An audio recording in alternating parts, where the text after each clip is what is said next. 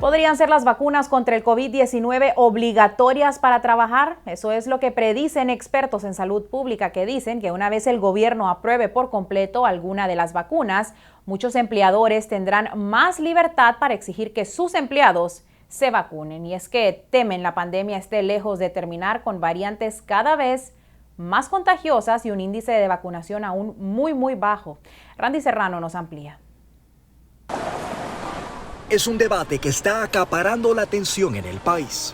¿Debería o no el gobierno y las empresas exigir que sus empleados y clientes estén vacunados contra el COVID-19? Yo creo que sí, no es que creo que, más seguro que sí, tiene que ser obligatoria, con mayor razón, aprovechando que es gratuita. Otros, en cambio, lo verían como una imposición innecesaria. Respeto las reglas y las normas, pero de mi parte no debería ser obligatoria. Y es que expertos en salud pública han pronosticado que una vez la FDA le dé la aprobación completa a alguno de los antídotos que ya se aplican, más negocios y el gobierno tomarán el paso de requerir la vacuna a sus empleados y clientes. Aunque en una audiencia en el Senado este martes, los expertos del gobierno dijeron que se necesita mucha más información a largo plazo para hacer una recomendación al respecto. Ya algunas universidades y otros empleadores requieren que sus estudiantes, clientes y trabajadores estén vacunados. Además, unos 20 estados han aprobado o están considerando medidas prohibiendo restricciones a personas no vacunadas. Mientras tanto, la pandemia está volviendo a agarrar fuerza en algunos estados del país con bajas tasas de vacunación y donde la variante Delta se sigue propagando. En la audiencia este martes, la directora de los CDC dijo que Delta representa más del 80% de los casos en el país. Y aseguró que es un incremento dramático.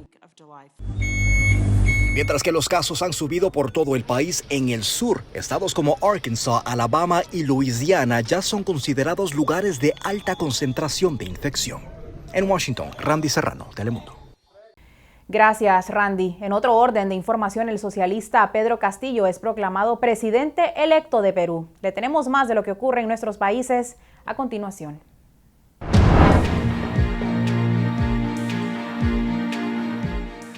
En Perú, el candidato presidencial Pedro Castillo fue proclamado ganador de las elecciones presidenciales en Perú por un jurado nacional de elecciones. El anuncio se produce luego de que el plano del organismo declara la imprudencia de 5 apelaciones presentadas por la rival de Castillo, Keiko Fujimori, del partido Fuerza Popular. Marco Tulio Medina, en primer lugar, señaló que se debe agotar todas las instancias para conseguir la segunda dosis de la vacuna Sputnik V con el fondo ruso. La segunda opción es la combinación de la vacuna Sputnik V con otra de farmacéutica distinta. Y la tercera es que se podría comenzar con otro ciclo de vacunación a las personas que se aplicaron la primera dosis de la vacuna Sputnik V. Es decir, comenzar con un nuevo ciclo de vacunación con cualquiera de las otras vacunas disponibles en Honduras. El galeno explicó que en la opción 2, que implica la combinación de vacunas, hay que ver los antecedentes de otro tipo de vacunación y de combinación de vacunaciones y de las investigaciones que han surgido a raíz de las circunstancias, por ejemplo, el tema de AstraZeneca, que en Europa fue administrada, pero luego, a raíz de las complicaciones que en algunos casos hubo en Europa, se tomó la decisión de combinarlo con Pfizer y con Moderna. En Nicaragua, el presidente Daniel Ortega postulará para un 4º mandato consecutivo en las elecciones de noviembre, como representante del Frente Sandinista de Liberación Nacional, FSLN,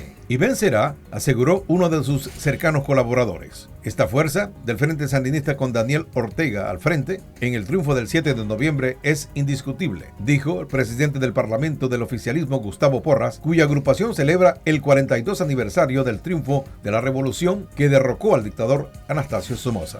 La inscripción de candidatos, según los plazos de ley, deben ocurrir entre el 28 de julio y el 2 de agosto. En México, el gobierno del expresidente Enrique Peña Nieto expió a través de un programa Pegasus a periodistas, activistas e incluso al entonces líder opositor y actual presidente Manuel López Obrador, reveló una investigación de un consorcio de medios internacionales. Fueron víctimas padres y madres de los 43 estudiantes de Ayotzinapa, desaparecidos, y también el actual presidente de la República y varias personas en su entorno, dijo Edith Olivares, directora interina de Amnistía Internacional México. El signatario del contrato de Pegasus fue Tomás Herón, el entonces director de la Agencia de Investigación Criminal, quien huyó precisamente a Israel al ser acusado de torturas durante la investigación del caso Ayotzinapa. Esa es una de las principales conclusiones de una investigación publicada y que llevaron a cabo el Washington Post y otros 16 medios de comunicación.